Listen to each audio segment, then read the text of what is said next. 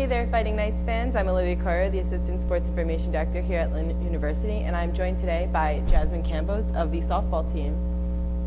Good afternoon, Jasmine. Good afternoon. So this week we traveled to Eckerd for a 3-game conference series with the Tritons. They walked off against us in the first game on Thursday night, and then we came back on Friday afternoon, won the first game before they took the rubber game on the second part of the doubleheader on Friday afternoon. So they took the series 2-1, but we avoided a sweep with a 1-0 win in the second game of the series. Why don't you give me a recap of this series and how you feel we were strong and where our weaknesses were? Well, I think we played very well. Like, we kept fighting, but I believe that I think we're at a point where if we keep scoring, we're gonna stop. But it's like I think we should always try to keep winning in each inning. So also, like, if teammates struggling or if our pitchers need help, we need to back them up. It's not just certain people. We all have to come together pretty much. Like, there's not one person that messes it up. It's the whole team. We have to come together, and it's our job to pick each other up no matter what happens. Okay. So this week we face off against Nova Southeastern at Nova in Fort Lauderdale. With the first game of the 3-game conference series on Friday night. We played them in a doubleheader non-conference earlier in the season where we beat them, I believe it was 8-1, and I think 4-3 maybe the second game. So we could definitely put up runs against them. What do you think that our main focus facing them this time in conference will be? I believe that we can come out as we did before. Like, we always wanted, we really want to play well against them, and even though this team is a really good team, that doesn't mean anything to us. Like, every team, like, I believe we're a really good team. So it's like we could beat anybody if we come together. So in that game, we were on our point with our hitting, our pitching, everything was going great. So if we just come out strong and keep scoring and keep winning every inning, then I believe we'll do very well that game. Okay.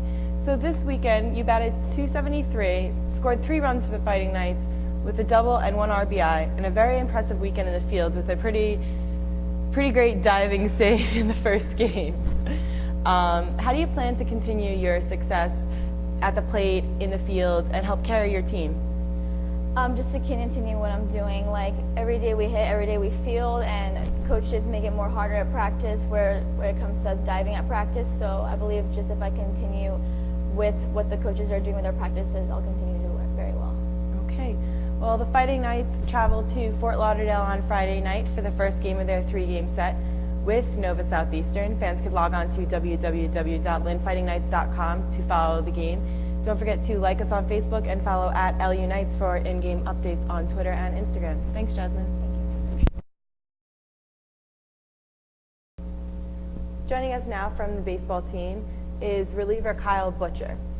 You guys had a difficult weekend, dropping 2 of the 3 games at Florida Tech. What went well for the team, and what improvements do you think need to be made for the upcoming conference series against Eckerd this weekend? Well, to tell you the truth, not a whole lot went well. We got shut out in 2 out of 3 games, and the timely hitting that we've relied on all along didn't really come through. And in those 2 other games, the pitchers didn't really execute all their pitches, and when we're up in the zone and when we don't hit, it's really not good for us.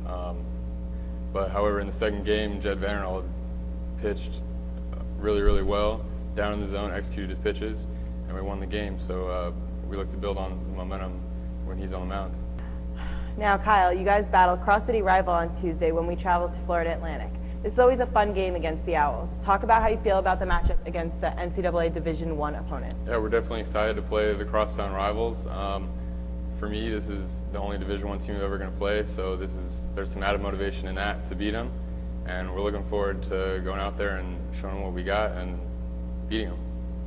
Okay, so this weekend, the Tritons come to town of Eckerd College. What will be the key to success of taking the series? Like I was saying earlier, timely hitting, and if our pitchers execute pitches, we'll see success, and we will sweep them this weekend. Okay. Well, fans, you can catch all the action against Eckerd live at lynnfightingknights.com, beginning Friday at 3 p.m., moving into Saturday with a noon doubleheader. Thanks for joining me. Thanks for having me. We're joined now by head women's golf coach Danny Randolph. Thanks for joining me, Danny. Coach, before we discuss the upcoming tournament, let's first talk about your work with the Make-A-Wish Foundation. You and the men's golf program teamed up with the Boca del Rey Country Club to raise money for the Make-A-Wish Foundation. talk about the experience for the girls and what it means to partner with such a great organization. It's a tremendous organization, both nationally by the United States and then also internationally. So it's always great to give children an opportunity to do something special through their foundation, being able to put them in a position of maybe going to see a professional athlete or a professional sporting event. Like I said, we don't know how much or where that money always goes or who gets it, but we know that we're making a difference for somebody. And the men's team and the women's team did a great job of coming together. We had 20 groups that played with the members at Boca del Rey. It's one of their favorite events of the year. They look forward to it when they come back. Kind of the snowbirds come back, they always ask when it's going to be. So they definitely love it. And so we were able to raise a little over $2,000 for that. So it was a tremendous event. Okay, so your girls return to the links this Saturday when they participate in the Bash at the Beach Invite at the LPGA International Legends course. This will be your third time at the course, and your previous 2 outings have resulted in team victories. Give us a feel of who is going to be there, the competition level, and chances you go 3 for 3 at LPGA. Well, I like our chances to go 3 for 3 just because we've won there twice. As we've said in previous interviews about this, it's where the national championship is going to be held. We were able to get there one time in the fall and then now 2 times in the spring. So I think hopefully that'll be an advantage to us, once regionals come around, in the sense of trying to get through regionals and then having that opportunity. But I feel good about it. The top NEI team, Savannah College of Art and Design out of Savannah, Georgia, will be there. There's a couple other good NEI schools, a couple of Division II schools, Division III schools. So it's kind of a mixture of teams, which is somewhat normal in golf at times. We would definitely like to continue to be in some more Division II tournaments, which we've done a lot of this year. So, but this is just something we needed to do to play the Legends. So I'm excited for that. Hopefully we can really play well this week, which will then lead us into the conference championship about a week later. Okay, so this will be your final tune-up for the Sunshine State Conference Championship that you just mentioned. How this tournament prepare for the rigors of the SSC field? Well, anytime you can play and compete, gets you prepared. So, we have some gaps sometimes in our schedule, so it's nice to get out and play, 2 rounds. The conference championship will be 3 rounds this year for the first time in the sense of 18, 18, 18. Usually in the past it's been 36 and 18. So it's always good, like I said, to get out and play a tough golf course.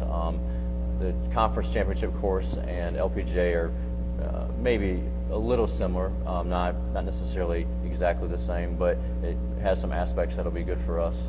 So, anytime like I said, we can compete, it's always good to do that. And so we're just looking forward to getting ready for that conference championship. Fans, log on to www.lynnfightingknights.com for results and scores on the women's golf team as they participate in the Bash at the Beach Invite in Daytona Beach, Florida. Thanks for joining me. Thank you. Fans, we are joined now by head men's and women's tennis coach Mike Perez. Thanks for joining me, Mike. Hi, Olivia.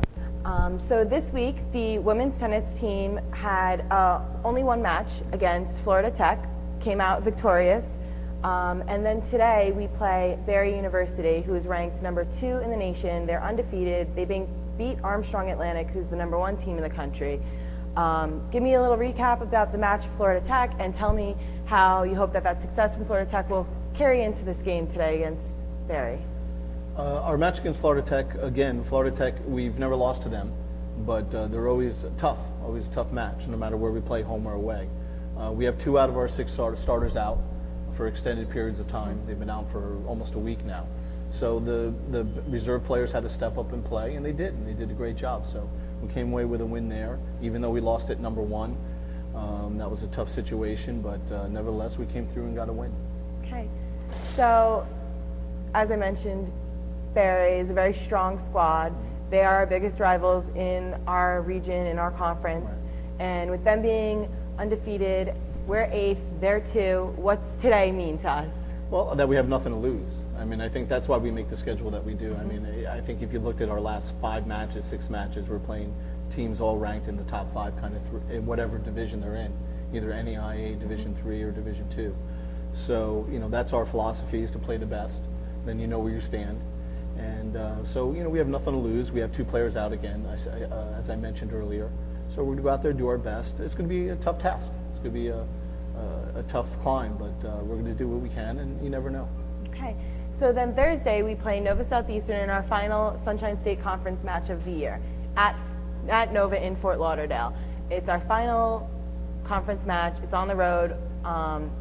What do you think is going to be difficult for us? What do you think is going to be easy for us? How do you feel that match will go? Nova's been kind of up and down this year. I mean, they have a talented squad, but they've had some bad losses and they have some decent wins. So you never know. We're playing away. Hopefully, we'll have our girls back, Anna and Andrea. So you know, we're going to try to win that and come in third in the conference standings, and we'll go from there into the tournament. Our final regular season match is this Sunday against Embry-Riddle. They're ranked #1 in the NAIA. They're a pretty strong squad from what I've read up on. You know, we schedule matches like this, as you mentioned, to prepare us. They're a tough team.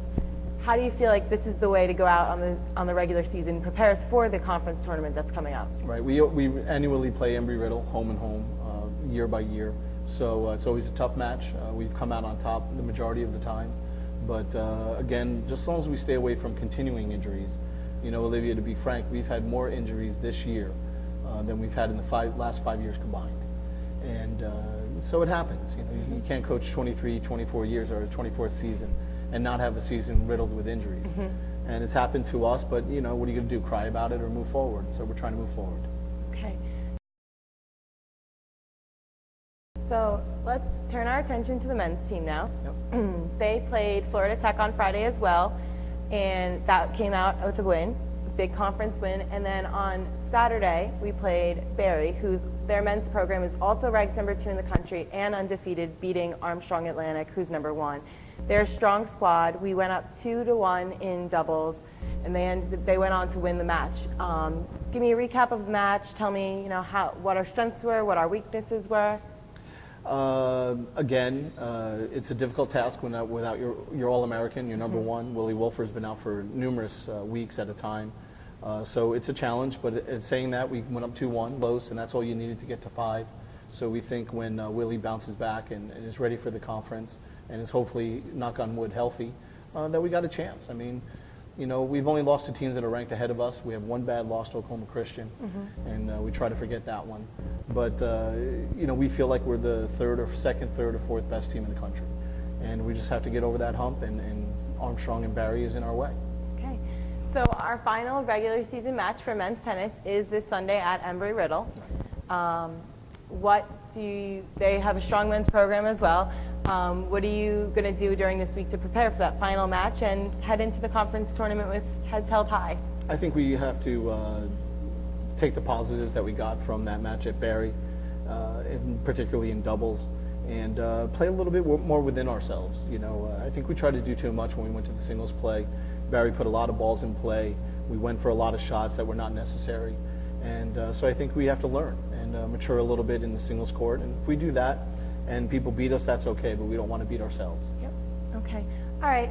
So women's tennis faces off against Barry. Make sure you log on to www.lynnfightingknights for all the updates and results of women's tennis program.